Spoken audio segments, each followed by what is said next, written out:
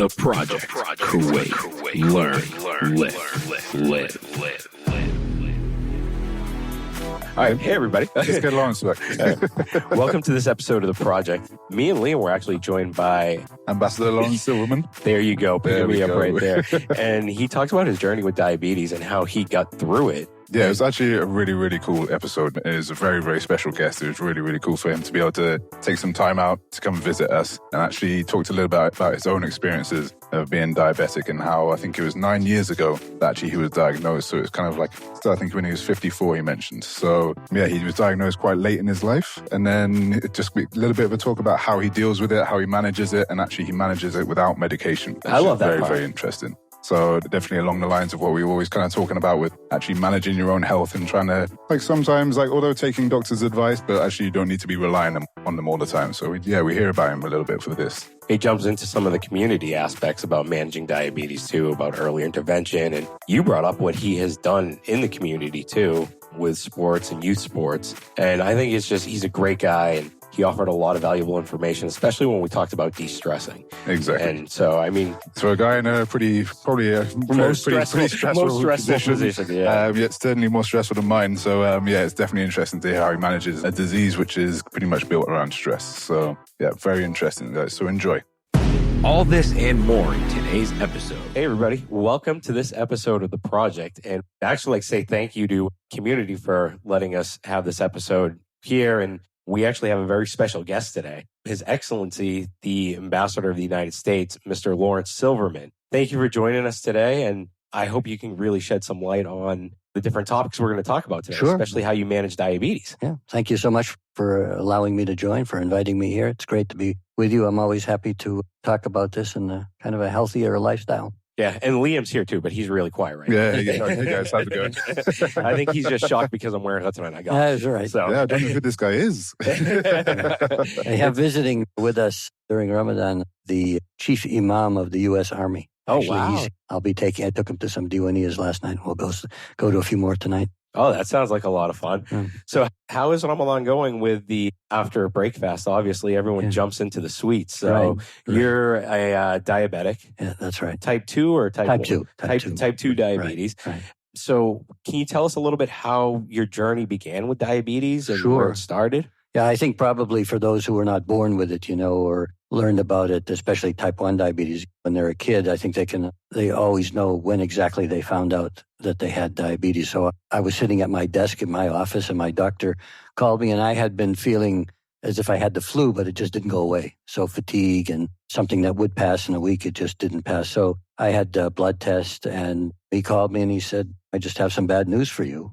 He said, I have some good news. It's not something worse, but you have type 2 diabetes, and now we got to figure out which can be managed. So you just got to figure out if you're going to kind of dedicate yourself to doing this, but you can do it, and come on in and we'll talk about it, all aspects of the disease. And there was a little bit of it in my family, not very, very much. So I was not something I was really conscious about ever. So it was a total surprise to me. So if you don't mind me asking, how was the lifestyle leading up to that point? Was it very filled with normal foods or, Yeah, I mean, I can't say I had a good diet, and I had some junk food here and there, but I didn't think it was terrible. I mean, I was overweight in the sense that most people are actually overweight in terms of the ideal body mass and all the index. But I wasn't obese category. It wasn't that bad. And I did some exercising. So I was mostly concerned because it was a long, tough history in my family of heart disease. So when he said, I got some bad news for you, that's what I was thinking. And of course, as we know,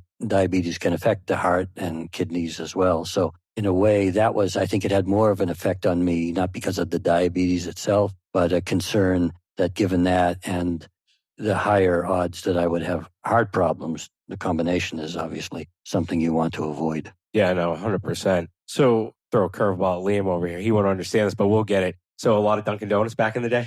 Yeah. Not a lot. But Growing up in Massachusetts, I had to throw that in there. Sorry. Dunkin' Donuts is a great thing. I wasn't crazy over sweets or anything.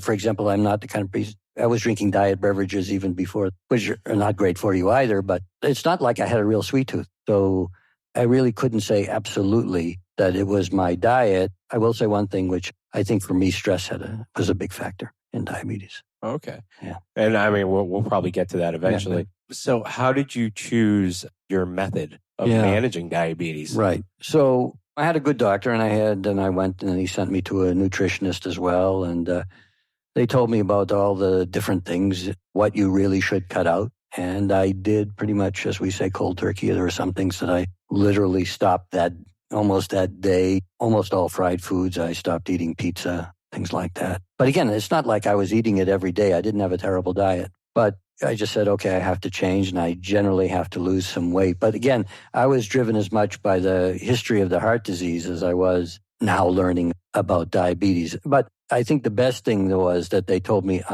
you really could manage this disease. So we talked about medication and then diet and exercise and all that. I'm happy to talk about the medication if you want. But go right ahead. Yeah. So we started out on medication. Sorry, one quick question, not to cut you off, but how old were you when you were diagnosed? So this was 9 years ago. So I was 54. Okay. Yeah. All right. So you caught it right away and you did something about it. Well, I mean, did I catch it right away or not? How long did I have it before I knew about it? Yeah. But no, I'm the type of person, if you tell me something, I will do what the doctor says. So it was, like I said, it was pretty shocking. It's not something that I expected. So we started on medication. Metformin is one of the most common medications that you take in the States, and it worked like that. I mean, that's the good thing. Medications can work. My problem as it developed, the short version is that I started losing weight and I could not stop losing weight. So I lost about 50 pounds. Oh, wow. 55 pounds. And then I was tired from just the weight loss and everything and really dragging. And my doctor and I said, we have to find something different. So we changed the medication to a milder form. I mean, it was working on the glucose level, glycemic level, fine. So we switched to a less powerful drug, and it was working, but every once in a while I would be hypoglycemic. I would be too low. And that's, of course, a danger in and of itself. Can be a bigger danger about having a stroke or something like that. And literally, again, you know exactly where I was sitting, what happened. We use a different measurement than is used here. So if 70 is about as low as you should be on our scale, I went down to 54 one day and I'm shaking and I'm about to pass out. And I called my doctor and he said, start eating something right away. And then if you don't kind of recover, get yourself to the hospital and we'll see you there. And it worked. I was able to steady myself and got the glycemic level up above. But I used to always carry food with me, something I think most diabetics can tell when they're too low as well as too high. But we got to the point that we were thinking that the risk of hypoglycemia was becoming greater than hyperglycemia. Going too low was actually more of a problem for me than going too high because of the medication. So then the only alternative was to go off the medication. But going off the medication meant you had to lose more weight and be on a stricter diet. So I did. I went on to a stricter diet. And to this day, I'm not taking medication. I'm just doing it by diet and exercise. I feel like I have to lose some more weight and I can always exercise more, and I really should try to lower stress. Kind of hard but to I want do to try to do it as long as possible without medication because for me, every person is different. But for me, the medication was a bit too much. So just to get some perspective from your experience when you took the medication and you dropped 50 pounds, what kind of weight were you at before that? Again, I'm going in pounds, not kilos. So I was up around 205 at my heaviest, and I went down to 150. Okay. Yeah, so it's in a very big short drop. period of time. We talked about drop. a couple of months. And people just looked at me because I was dragging. I was really, by the end of the workday, it was, the fatigue was really... I was going to say, was it something that you found massively affected kind of your work on a day-to-day basis? Sure, yeah. Yeah, it's hard to keep up. I didn't have an energy level really to keep up. I'm testing myself, and that's great. The glycemic levels are terrific, but it's not something that I could have sustained. Okay. They were trying to figure out how to stop from losing weight because every time I would go, I would be down another 5 pounds or something like that. And did it change your appetite when you started taking the medication? Did you kind of find you had zero because appetite? It had effects on my stomach, so I didn't want to eat because it just wasn't comfortable. Everybody is different. I know it's always recommended, but I can't say it strongly enough. Work with your doctor, work with a nutritionist because the causes are different for different people. I think the one constant for everybody is that it can be managed. And when I talk to people, that's my message because that's the message I was given, which made me optimistic and said, yeah, it's a bad thing, but you can deal with this. And it doesn't have to shorten your life at all or anything like that. So when people read up about diabetes or they read about people with diabetes, Many people call it a blessing in disguise. It made you improve your lifestyle, improve your diet, get more exercise, all things that you should be doing anyway. So I would argue, apart from the fact that I have diabetes, I am healthier now than I was at the time I got diagnosed. I would argue. Because you're making those better choices. Yeah.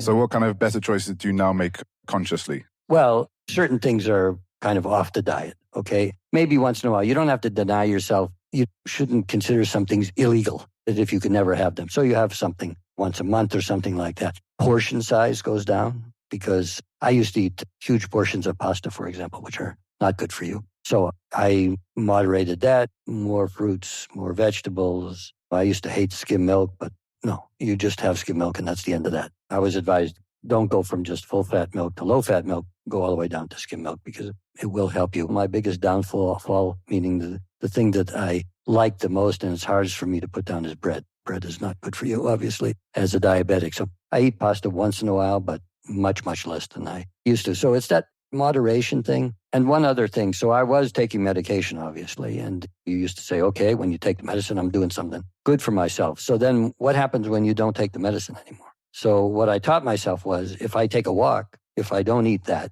something that I shouldn't eat, that's as if I'm taking a pill. I'm curing myself. We're not curing, but I'm managing the disease. So it's not with medication anymore because the medication had bad effects on me. It's the moderation or abstaining from certain things. And I don't feel like I have such a limited diet. But again, I want to stress there are people out there with much more severe cases of diabetes than mine. But I would still say the same message that you can manage the disease. And it is. I mean, it's not like you cure the disease, although some people really believe that you can almost cure yourself. Lately, when I've been testing myself, I'm just at pre-diabetic. I'm just on the cusp. So I've gotten myself down to that level. That's really interesting. So with your new kind of habits, like kind of what is like your favorite change that you've made? Is it kind of like doing more exercise or is there kind of like The exercise is good. I don't do enough exercise because of my job and time available. So yeah, that's definitely something. And it's a much better thing when clothes fit you. It's nice when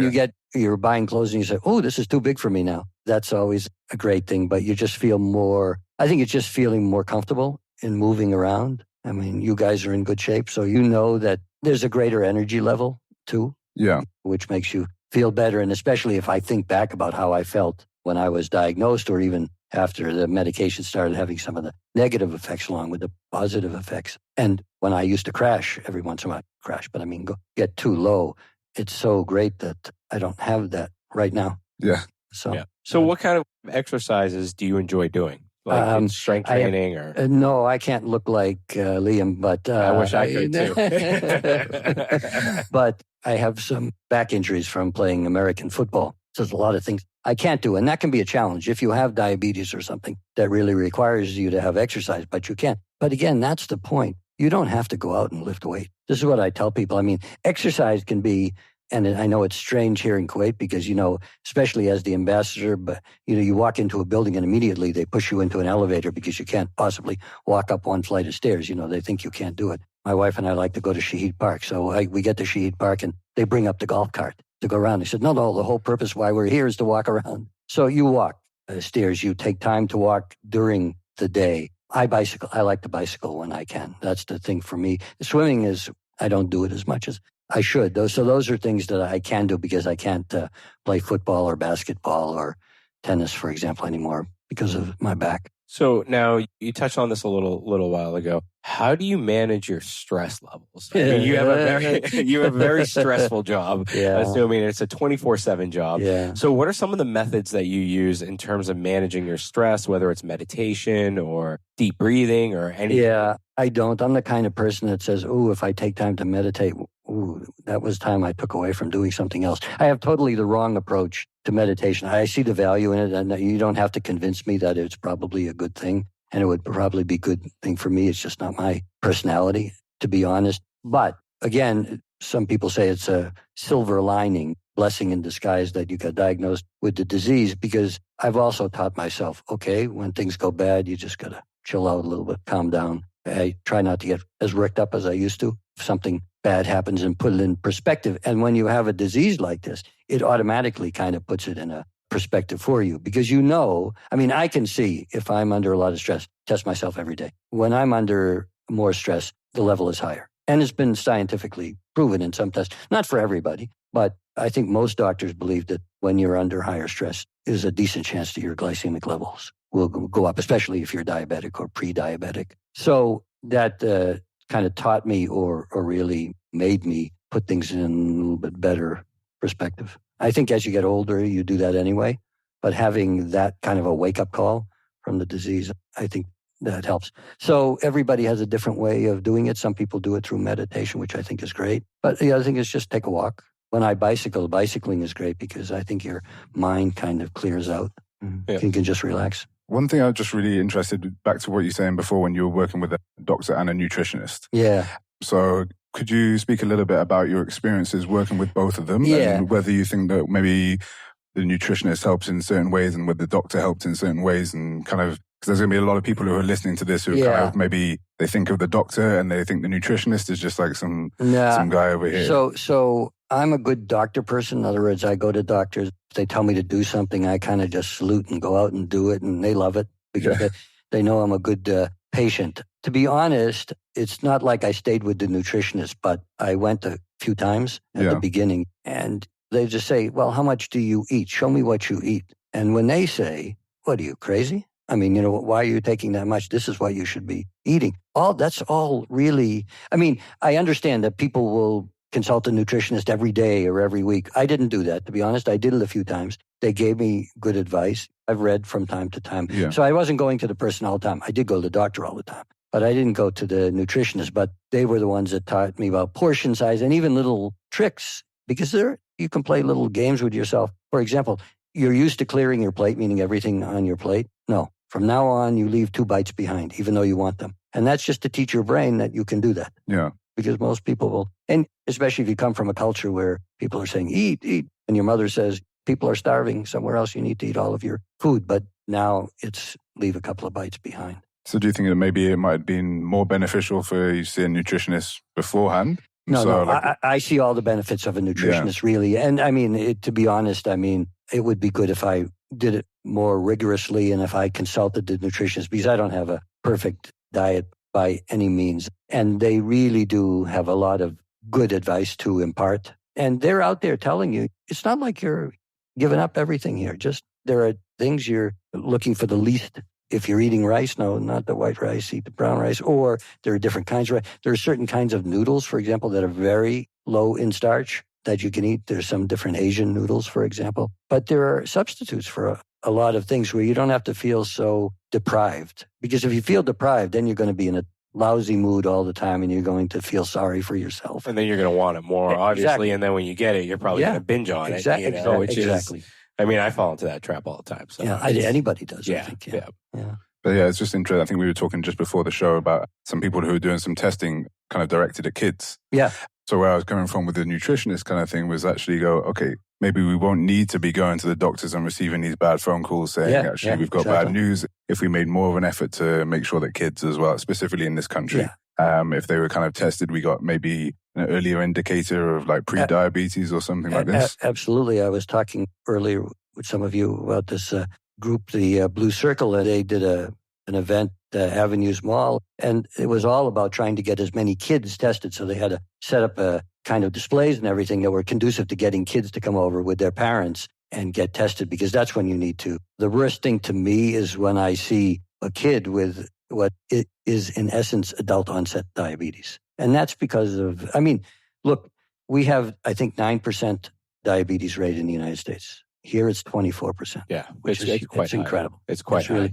And it's not just a health issue here, it's a financial issue. And I've said this to my colleagues, even in the government, because you pay a fortune to take care of people, because it's not just diabetes, because then it can lead to kidney disease, to heart disease, to problems with your eyes or with your limbs. And it can just save everybody a lot of money in addition. Now, I realize going to a kid at a young age and saying, don't eat this. People said that to me too, but I didn't listen to them. Yeah. Of course, you're a kid. And that's where the parents obviously come in. But again, it's not like you're depriving your kids of everything, just a little moderation, that's all. And a little bit more exercise. Even walking is an exercise. You don't have to get out there and really strain yourself. so much. You have to have your mind thinking, this is something I need to do every day. Yeah, I think something we talk about a lot on the show is like kind of how little kind of areas there are to walk in Kuwait. Yeah, no, it's true. And the kind of the ability to be able to just walk down the block or walk to the local park or something is quite hard. Right. So you mentioned you kind of go to Al Shahid Park, and actually like most evenings it's pretty busy, which is really nice to see. Yeah, it is. It's great to see. I love it when there are a lot of people there. Sometimes people might have access to exercise equipment and they can do that. But again, you don't have to go crazy on these things. I use an exercise bicycle when I'm not bicycling outside, but I don't do crazy things, and I'm not lifting weights, and I'm not punishing myself. It's just a little bit more. And like I said, you don't have to go in an elevator for a floor or 2 or even 3. Just take the stairs. Everybody has stairs. That's very true. That is very true. Even we got like I mean, we don't have it in the UK like anywhere, but lifts in houses and things like this is kind of like to go down to the kitchen to get something out of the fridge, to go back up the lift, to go back to the bed. Right. So here's another question. I mean, you talked about managing your exercise and stuff. When do you find time? Just out of curiosity. When can you find time? No, I mean, ideally, if I were doing a job that probably entailed, it would be easier to find the time. Sometimes I'm even doing it relatively late at night, which is not a great thing, because sleeping is also important. Getting good sleep is important to the management of diabetes. That I don't do so well. And they say that not only should you get X number of hours sleep, you need to wind down. In other words, so you're not running around and then going to sleep, because then you won't fall asleep. It'll be difficult. That's hard for me to do because I may be on the phone or whatever it is that I'm doing relatively late, and then I go to sleep. And that's not a great combination. But then, like any disease or dealing with any disease, you listen to your body. And your body tells you when you say, no, we're not doing this. We can't stay up anymore. You have to go now and rest. And the ideal situation is, like I said, you're slowing down through the evening before you go to sleep. And you're not watching television or in front of a computer screen, even on your phones, right up until you go to sleep, which probably everybody is. But that's, as you know, not a great thing because it makes it harder to fall asleep. And the sleep is what you need for regeneration, as you know, and for dealing with diabetes. I think if you track, and I test myself every day, you could probably map stress and sleep. Yeah. Poor sleep, higher glycemic level. More stress, higher glycemic level. That would make sense. Now, what are some of the things you do to kind of wind down? I mean, you hit on a really good point, because a lot of people are attaching circadian rhythm, and we're looking at blue light blockers, and all this new research is coming out saying there's a reason why we used to light fires, and it was a different kind of light than what you get from a TV screen or a laptop. So, I mean, obviously your job, you have to look at a phone or a computer screen a lot during the day. So when it comes time to go to sleep, like what's something that you could do to just kind of bring your system down a little bit? Yeah, you have to take yourself out of that environment that involves anything with work. Listening to a podcast, for example, that you might like. I mean, out of enjoyment, not some people, the listening to a radio or something, just a radio, nothing visual, it will put them to sleep. Or you have music and these little machines that mimic waves or some other calming sound. I found that actually that worked. But it's really thinking that you have to do something before you go to sleep. You have to start that winding down, not just I'm up, I'm active, bam, then I'm going to sleep. That's the problem. Yeah, no, that's understandable. I mean, I got a 4-year-old, so what we do. So you don't have the luxury of. What we got to do to wind him down is we read him stories. Yeah. You know, when we read him a book, and I can tell a difference when he's watching TV and we try to put him to bed, and then when we read him a book for 20, 30 minutes, and then he'll just pass right out. It's because the brain has that time to kind of just slow down a little bit. And, I mean, it's amazing that you can come up with some of these to settle down and kind of switch off at times. Yeah, but again, I'm a big fan of doctors. I listen to doctors. My brother is a doctor, retired, but you're your own doctor. Nobody knows your body better than you do because you're monitoring it all the time. That's the thing. You should be monitoring it. I mean, just in your mind, nothing fancy or complex, but you should say, well, when do I feel better? When do I feel worse? And try to figure out how that's happening. And I think if you have diabetes and you eat something that you really shouldn't have eaten, you know it. I think most diabetics would say they know it. So is there anything that you feel like that you kind of should be doing, but you're not doing, but you're planning to do in the future, or kind of do anything like that? Or you're not planning to do in the future, maybe? I should be planning to do, but I'm not planning to do. I can certainly improve my diet. Yeah, there are certain things. Again, I don't have to deprive myself of 100%, but, less of. So what's your favorite? No, I mean, look, if I could eat pizza, I would eat pizza. If I could eat lots of pasta, I would eat lots of pasta. I don't, but I like to have a little taste of it once in a while. And I am fortunate. because I was never a big eater of sweets. So for me, I don't eat sweets at all. And by the way, I have to say that I go to a lot of diwaneas here in Kuwait, and people are very understanding, actually. Mainly because so many of them are diabetic, I have to say. Sorry to say. But when I say I come in and they offer me sweets, and I said, Andy Sukar, I have diabetes. They go, oh, no, fine. There's no pushing of the food on you, which is nice. Because some people really, just to be generous, want to push food in at the you. nicest way possible. It's done in a nice way, but people really shouldn't do it. But here, they're very understanding of that. So that was never a problem with me. But absolutely, I can do that. Absolutely, I could exercise more. But it's easier said than done. Sure. What else can you say? But if you make it really strenuous exercise, then I worry in general, because it's that strenuous, you won't find the time to do it, or you'll be a little tired and you don't think you can do it. Whereas if you're just doing things like walking, like some exercise, bicycling or something, that you will be able to stick to it better. It's much more easily maintainable. Yeah.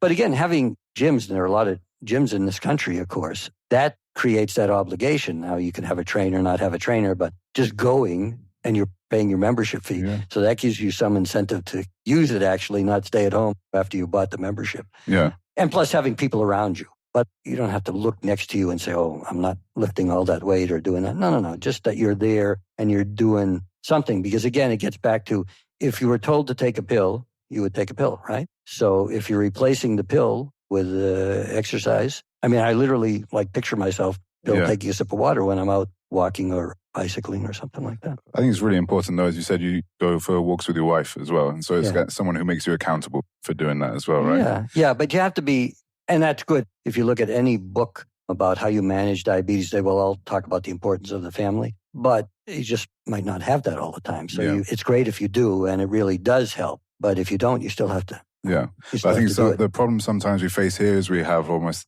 the reverse effect of that, in that their family doesn't support them as much. So say it's someone, maybe a 16 to 18-year-old who knows that they're out overweight, or they're trying to do something about their health, and their family isn't as supportive. No, and you're exactly right. Or they allow it or enable it. Yeah. By, okay, let's call up and get some more food delivered. Yeah, mashallah, big boy. Yeah. It's a good job I didn't grow up here. Otherwise, I'd be huge. Well, from a cultural perspective, and I know this from my household and some of the ones that I've seen from a Kuwaiti perspective, of a lot of the times that we do have the more of a body shaming issue, if anything, of saying, oh, you've put on, the first comment you'll hear sometimes, oh, look at how much weight you've put on. You've gotten fat, which drives kids or teenagers to binge more on unhealthy foods. And But that's not unique to this place, not unique to Kuwait. We have it all over the place. So, we have it we have an obesity problem in the United States, as I think you know. So it's a challenge, particularly among younger Kuwait, kids. Right? If I'm not mistaken. Obesity, pretty much, very close. Very close. The diabetes level is not as high, but the obesity level is almost as high, I think. When we had Dr. Neil on, that's when I was like, really? We're that bad off in terms of a country? It's scary seeing it from a cultural perspective, because my son's growing up in this environment, so he sees that also. Yeah. But it's great with what you touched on in terms of not going, in terms of having strenuous activities. Yeah. We just had a recent episode with Dr. Mohammed Al-Benna, who talked about 30 minutes of activity, just break a sweat. Yeah. He was like, that's all you really need to do is just break a sweat. Not a little stroll, break a sweat. Right. That's your 30 minutes. Right. And it should lead to the important thing is that you're doing it, and you're doing it on a regular basis. It's not as important, because if you're doing something really strenuous and then you either say, oh, that was painful, I don't want to do that again, or you hurt yourself doing something, because that's the worst thing, because then you're laid up and you're not doing anything. So again, it gets back to the whole moderation thing. This disease, I realize for some people who have a very, very serious problem, it's much tougher. So I'm only talking about myself, but moderation can really, really help manage the disease. It really is something that, even though there is no magic bullet to cure it, on the other hand, it is unlike other diseases that you really can't affect. This one you can affect yourself in a positive way. So what would be like the one takeaway you want people to take away from this message today? Well, I would say, first of all, listen to your own body, because you know how you feel and you know when something is wrong. Don't deny that something is wrong or not want to find out. You need to find out. I went because I wasn't feeling well when I had this blood test, and that's how I found out, but I could have just as easily thought it was the flu, continued to think it was just a flu, and not treated it. And then I think, okay, I've had like 9 years of this. What if I hadn't been doing a better life, better diet, more exercise for the last 9 years? I could be in trouble anyway. So I'm in a way very pleased in a strange way that I got diagnosed. So you need to listen to your body and find out about things. Don't let things pass. And then the other one is really you can do something about it. Like I said, you can be in some ways your own doctor. Even in my case, I was on medication. Then I worked with my doctor and we said, okay, let's try without medication. And this is what you have to do if you want to get off that, because I had some negative effects. For some people, the medication is great, but some people, probably a minority of people like me, have something where the medication may be a little too much. So that's when you need the doctor. But it really is this management, and it's a nice thing to be able to control your health, to be able to control your health. So just one of our last questions for you, so then we'll let you get away. But we just wanted to know a little bit about some of your engagement with some of the sporting kind of communities within Kuwait. I think, do you do any work with kind of some of the youth sports communities? We do as an embassy. I can't say I'm a great sportsman, but we have like sports diplomacy. So we bring out people. We had a Paralympian here who were over at the Disabled Sports Club here, which does some great work. And he's an inspiring guy who was really being a paraplegic was a result of an automobile accident, I think it was. But he's done great things and he's become a Paralympian. So we do that. I'm very pleased to participate in a very, very small way with a baseball and softball league that we have here. But throughout my career, like I've been a coach for basketball or something like that in the past. It's harder now because I don't have as much time. But we bring out athletes from the United. We had a former professional basketball player, Sam Vincent, who came out here and did clinics and things. And the kids love it. I mean, it's and again, when we bring people out, it's not to say, oh, we're looking for the next NBA star. Yeah. Okay, that's not going to happen. But what you're doing is, we're just running around having fun. Yeah. And this is something like baseball kids didn't play baseball. We have kids, not just in Kuwait, but they're running tournaments and they have Kuwaitis and Qataris and Saudis and Emiratis, and Bahrainis, and Omanis all here. All of the GCC come and play Little League baseball here. It's just the running around and getting the exercise. That's the important thing, because what minute percentage of people are ever going to be professional athletes of any kind? But it's that emphasis on trying to have a healthier lifestyle, getting out and exercising. So we do that all the time. And if there are other sporting events, there's been CrossFit events, and I get invited, and I'm happy to help publicize it because it's a really good thing. And as I said, it's in the long-term interest of any country to have a healthier population. It's also a lot cheaper on the budget. Yeah, I think that's the biggest one. I mean, people don't understand how much cost you can cut by just getting people out and exercising. Totally. And I think for a lot of countries, I think that's going to be the next depression, so to speak, is going to be healthcare, because countries are going to be paying so much to take care of a lot of sick people. Right. And you want to stop it at a young age. So we all in Kuwait have kind of the flip population to us. We're getting older in the United States. So then you have fewer people paying in to Social Security and things like that. And then that money is going to a larger number of people who are older. And alhamdulillah, people are living older because we're able to deal with these diseases, but it's very expensive because you're living longer, but you need to be taken care of. You probably more need for doctors, more need for hospitals, nursing homes, and things like that. So you have the younger population here. So now is the time to focus on making those. You have this 72% of Kuwaitis are under the age of 34, for example, I think is the figure. And if you get that population healthier, then you're charting a course for the whole country, which means you're going to be spending less on them as they get older. It's a great thing. Plus, think about it, fewer days out of work where people are not working because they're in a hospital or whatever problem that they have. You're getting more productivity and you're paying less for their medical bills. I wish I could get you to say that to my top management. I've been trying to preach that for a couple of years now. But no, I mean, it's awesome. I love the work that you do with Kuwait baseball. I do very. There are a couple of guys, I don't want to get names, but you have a very dedicated group of Kuwaitis who really have made this thing. And by the way, Kuwait is the only place in the GCC, I think only place in the GCC, maybe not beyond, but in the GCC, that actually officially licenses and has registered. This only happened within the last, I think, 6-9 months, where they're actually registered as an official sport. We will Baseball have the here. first Major League Baseball player in Fahd Zaid. I don't know if you got to meet him. He's No. a young kid. This kid's a phenom. I mean, Great. he's throwing at 83 and he's Wow. 15, 16 years Wow. old. You won't get this. The British guy Like, won't cool, get it. But 83. They bounce the ball, you know. Yeah, This I know. cricket thing, I mean, I don't get this It's cricket. the easiest game in the world. Yeah. Hitting a round ball with a round bat is the hardest thing to do in sports. I'm just waiting for I'm it. not saying anything. I'm not starting this. It's okay. No, Yes. but I didn't know that. But I wish him all the success. That's great. Yeah, That's great. hopefully. I told the kid he's got to play for the Sox. If he goes Yankees way, I'm not going to talk to him. I can't. Officially, I can't say anything about that. But you know what uniform I come out, or at least what baseball hat I do. I wear. All when right, so I come can't out. ask you who's winning the World Series this year? I really don't know. I was pleased that the Red Sox won last year, but I still don't understand how that happened. Everything was a great confluence of things. Everything came together. It was really kind of a magical season. But the most important thing, because his name is Fahd. Fahd. Yes, Fahd. Fahd. So I wish Fahd luck, but the odds are that nobody else out there is going to get anywhere near professional baseball. Just like in the United States, you're not going to get anywhere near professional baseball. But you're out there having fun. It's teamwork. The parents, by the way, I want to give a big shout out to the parents because they, like you, they dedicate themselves as coaches, as trainers, or as team parents just to help out with the teams. And it's great, but I think they get a lot of benefit out of it too. And you see it in the kids. The kids were great, and a nice facility that the equestrian and hunting club has given to baseball. So that's very much appreciated as well.